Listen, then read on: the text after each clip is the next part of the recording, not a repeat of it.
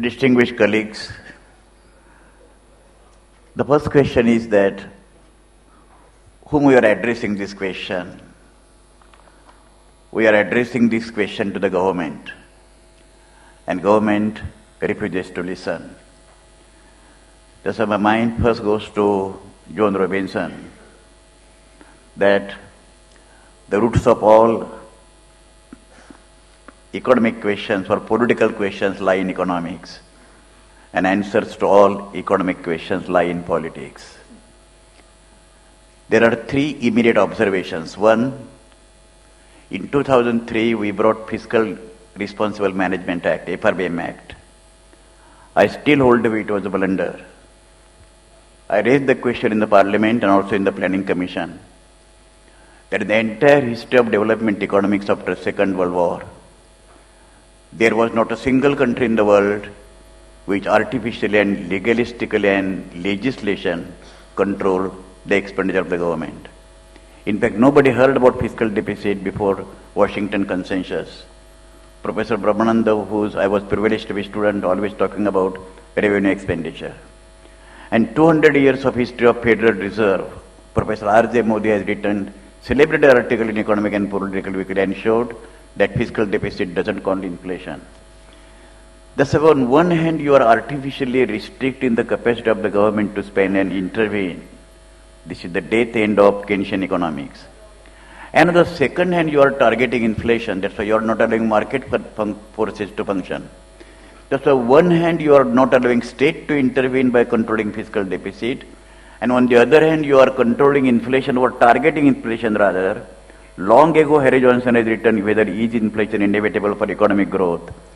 That's the question is that both the ways you are sandwiching the economy.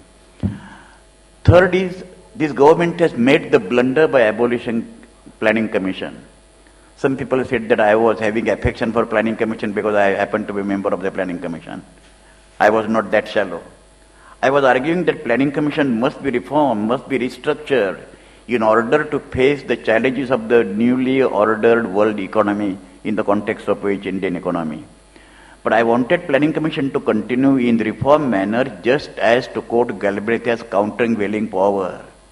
We all know that between the Planning Commission and Finance Ministry, ultimately Finance Ministry prevailed. And when I was member of the Planning Commission, we were trying to ask Prime Minister to intervene. But the Planning Commission was intermediate agency to see at least what is happening. Today what government is doing is wrong or not wrong, there is no agency at all. So there is no countervailing power.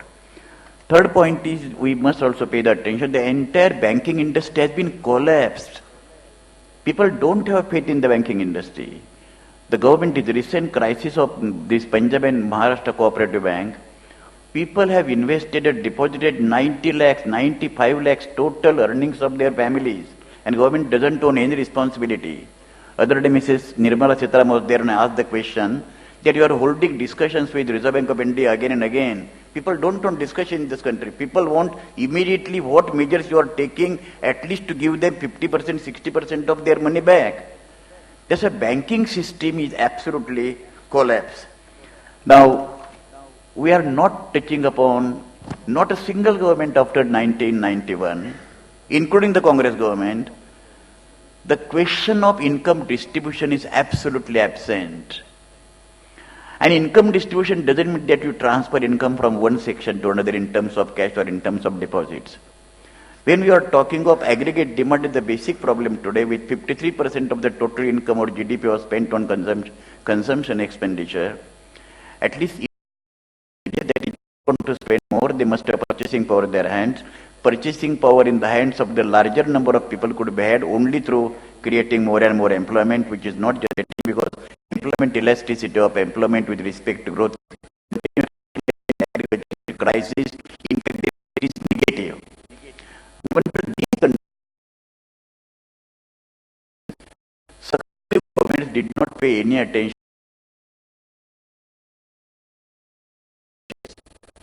It is only big and medium enterprises. Big industries, semi-monopoly or semi-oligopoly industries have been given the right. I will not be surprised tomorrow if there is no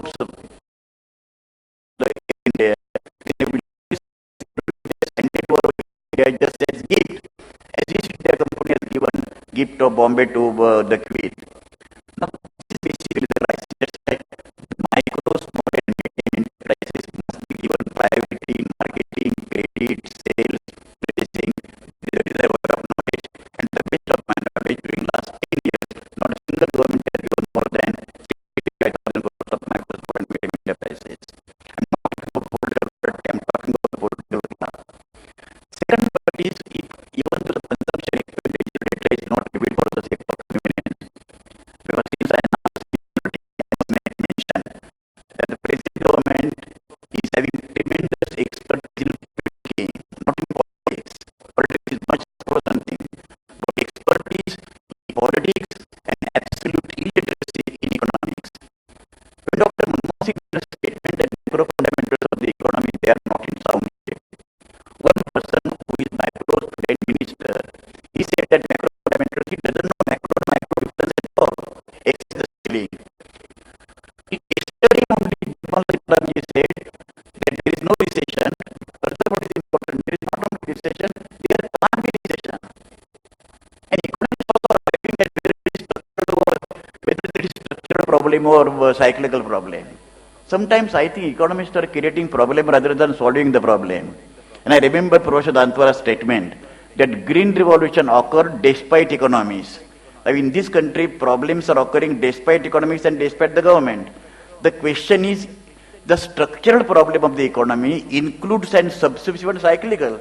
Because when there is a secular trend, either downward or upward, that trend is not, it may be continuous, but that includes cyclical movements of the economy.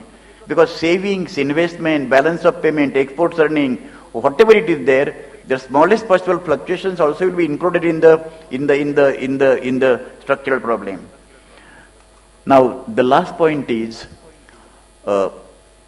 Mahatma Gandhi Employment Development Scheme. There was debate in the Planning Commission. I don't want to go into history how it came. But the first speech that Prime Minister Narendra Modi had given in the Parliament had mentioned, rather to ridicule the UPA government, that Employment Guarantee Scheme is the monumental failure. Now it is true that growth has to be integral part of the development process itself.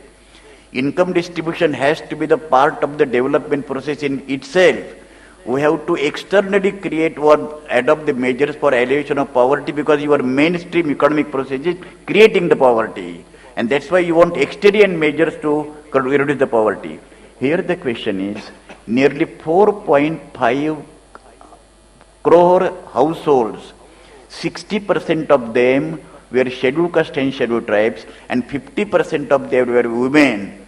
That was the reason why at that point of time, Congress party's tally rose from 146 in 2004 to 206 in 2009, Employment Guarantee Scheme. But the political dimension apart, the immediate measure according to me is, in order to create the purchasing power in the hands of the people and raise the consumption expenditure, is spending somewhat larger amount on Employment Guarantee Scheme, removing the pitfalls, and that will create some sort of demand. Otherwise, the crisis is not only is visible, we all agree, and all of you know practically the macro fundamentals economy is not a single measure of macro fundamentals in good shape. It is becoming worse and worse. But if we do not go, then the macro crisis and the entire economic crisis and the slowdown will become deeper and deeper. The last point, I was giving medicine to Jayaprakash Narayanji when the emergency was to be brought. The last speech in Mumbai, Shivaji Park. When he asked question Gandhiji, then what is to be done ultimately in this case? Gandhiji said, Jayaprakash, go to the people.